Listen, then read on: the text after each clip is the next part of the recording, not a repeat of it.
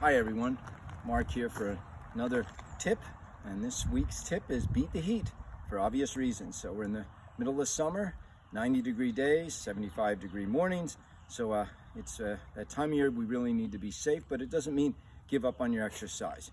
So first tip is start with your thought process the day before. Make sure you're plenty hydrated the day before. A lot of times folks go into their walk or their run dehydrated, so they think the walk or the run causes the dehydration, but they're actually going depleted. So start it the night before. Get to bed extra early, because what you want to do the next morning is get up early, because by far the best time of day to exercise, the safest time is early morning. And it's also when you're at your freshest, even though I think the worst part of exercising early in the morning is the alarm going off. After that, I find that I feel really invigorated and refreshed once I get out the door. And it's by far the least amount of humidity and the coolest.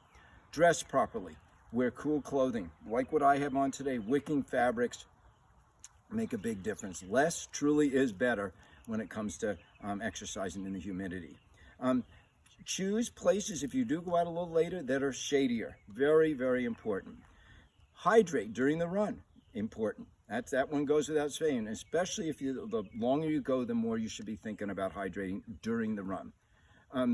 Slow down the pace. This is my biggest tip of all, perception of effort. Your effort should feel the same on a hot, humid morning when you've gotten up early and maybe you didn't get enough sleep the night before on a hilly course. Your perception of effort should be the same as a cool, flat day. So slow down. A lot of folks slow down up to a minute per mile slower than their normal pace, 2 to 3 minutes per mile for their walking pace. At the end of the run or walk, make sure you get something in your system within 20 minutes. What's something? Chocolate milk, some kind of electrolyte, a sports drink, a Clif Bar, but get something within 20 minutes. It helps with recovery. And by far, the biggest thing of all, I think, is just spin this into a positive attitude. I always tell my athletes, don't state the obvious. It's hot out. Is it only hot for you?